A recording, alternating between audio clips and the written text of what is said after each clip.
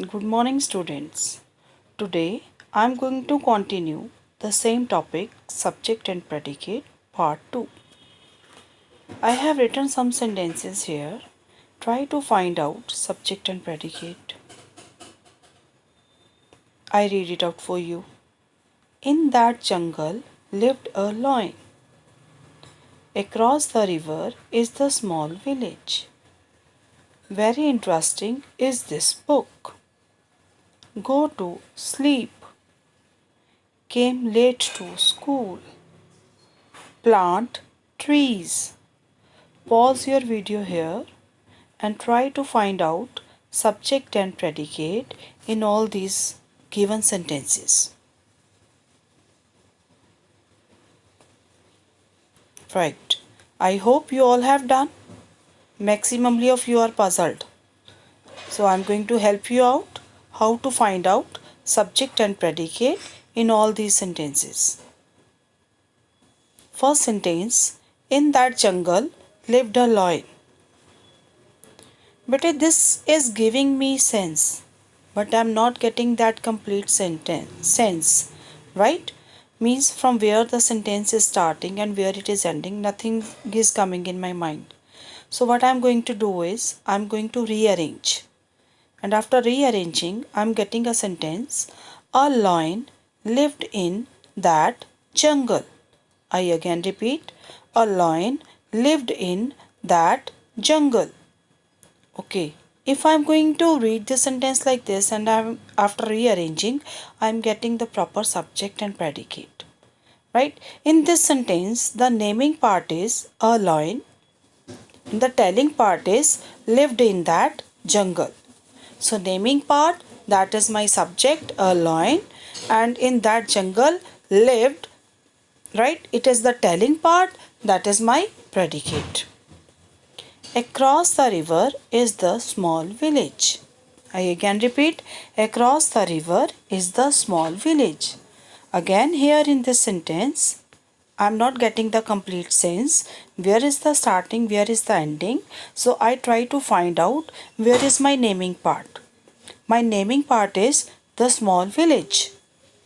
And my telling part is across the river. Second point I can do is I will rearrange this and I will get the complete sense and the complete sentence. The small village is across the river. It means I am getting directly the answer here. Yes, the small village, it is my naming part, it is my subject, is across the river. Telling part, it is my predicate. In third sentence, very interesting is this book.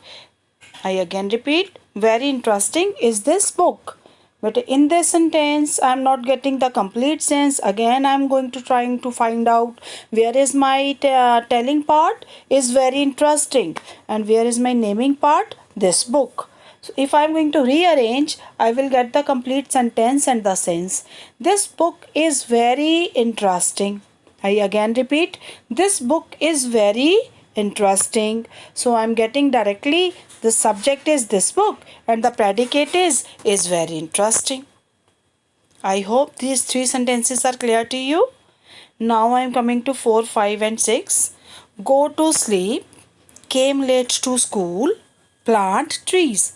But in these three sentences, my sentence is going to get start with the action word, means verb, and it means these are imperative sentences. We have done in unit 1 the imperative sentences, means the sentences in which we are getting any advice, any suggestion, right, any order, any command, any request. Those sentences are called the imperative sentences.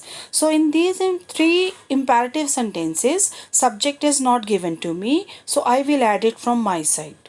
And what I'm going to add, that is the simple pronoun you, you, you. So how my sentence will become, you go to sleep. I again repeat, you go to sleep. So you is subject here, that is hidden, and I am adding it from my side, and go to sleep, it is my predicate. Came late to school. Came late to school, I am adding again here you. You is subject, came late to school, that is my predicate.